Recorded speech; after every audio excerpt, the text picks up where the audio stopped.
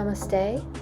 Yesterday I posted a video on the squat, and I mentioned how the squat is a foundational preparatory movement for all of your yoga asanas, and that if you cannot squat, that's where you need to start in your yoga practice, in your yoga journey. So today's video, I'm going to show the movements to practice if you are not able to squat, and I'm going to show you how to cultivate your body so you can get yourself into a squat, and perhaps even a dynamic squat like I'm showing.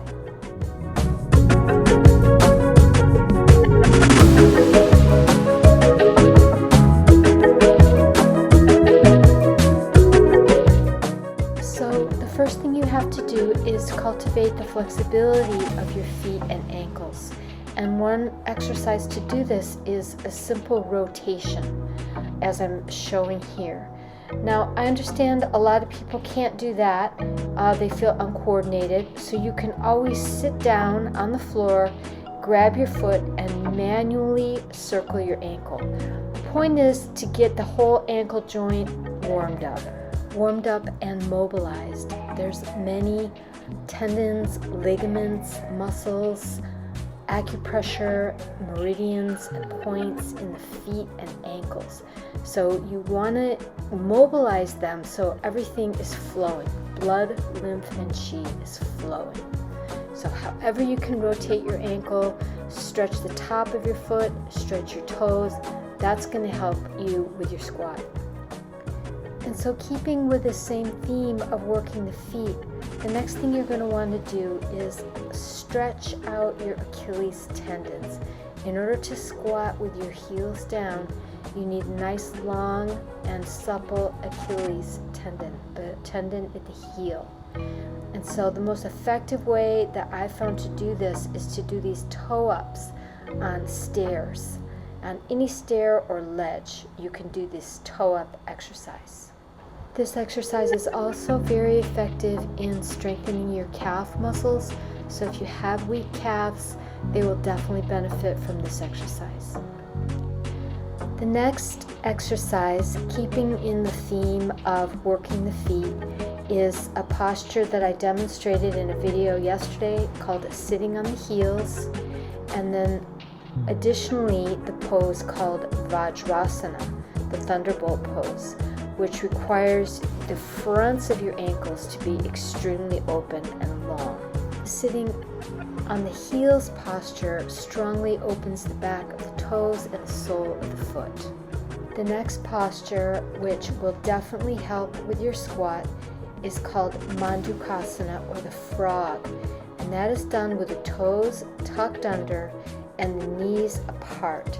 This is a very stable posture, but it does require a lot of flexibility of the feet and ankles. And here I'm turning so you can see all three poses from the back, sitting on the heels, the strong stretch of the toes and the bottom of the foot, followed by Vajrasana, which is a strong stretch of the dorsal side of the foot, or the front of the shin. And then the Mandukasana, the frog pose from the back. As you can see, the big toes will touch in back, ideally. If you can do Mandukasana like this, you will definitely be able to squat. However, many people aren't able to do that right off the bat, and so they need to sit on support. And there's nothing wrong with that, and it's a very comfortable way to cultivate this very important posture, which will open the door to a lot of poses for you. So I definitely recommend you take your time and master your Mandukasana.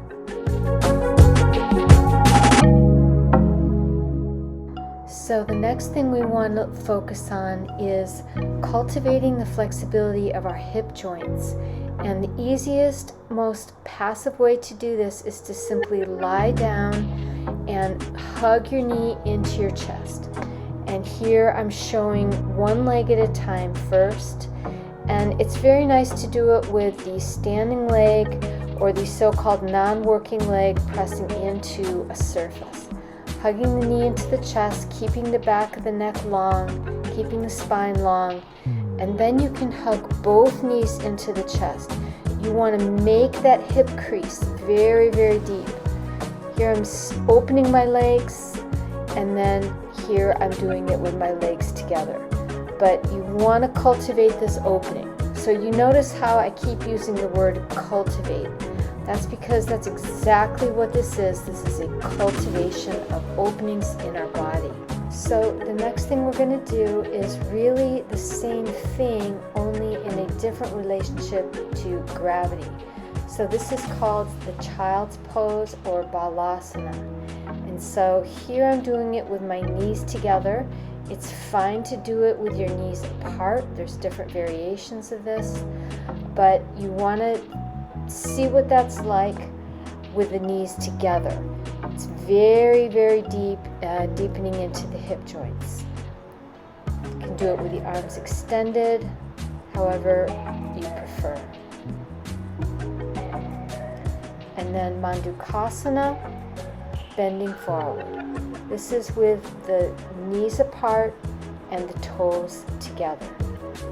Now, if you're not able to do this at all, then you can always get a pillow. I just happen to have this really big pillow that works really well, but you can get bolsters, stacks of blankets, whatever you need to support yourself in getting yourself into this position. That's going to help with your squat. And so that's pretty much it. Those are the preparatory movements to be able to squat. So please be patient with yourself. You're going to want to master those preparatory movements, and then you'll be able to squat, even the dynamic squat. And remember that yoga is a journey. It's not a goal. And the more you're relaxed, the more you enjoy your practice and you're relaxed, then the more that energy is going to flow through your meridians, and the more faster your body is going to open. So in the meantime, if you want to test it out, you can always use the chair and just kind of test your legs. But I promise you, as soon as your feet, ankles, and hips are flexible, you're not going to feel it in your knees. But in the meantime, it wouldn't hurt to strengthen your thighs, and that would be a whole nother video. So I thank you so much for watching. I really hope you found this helpful. Namaste.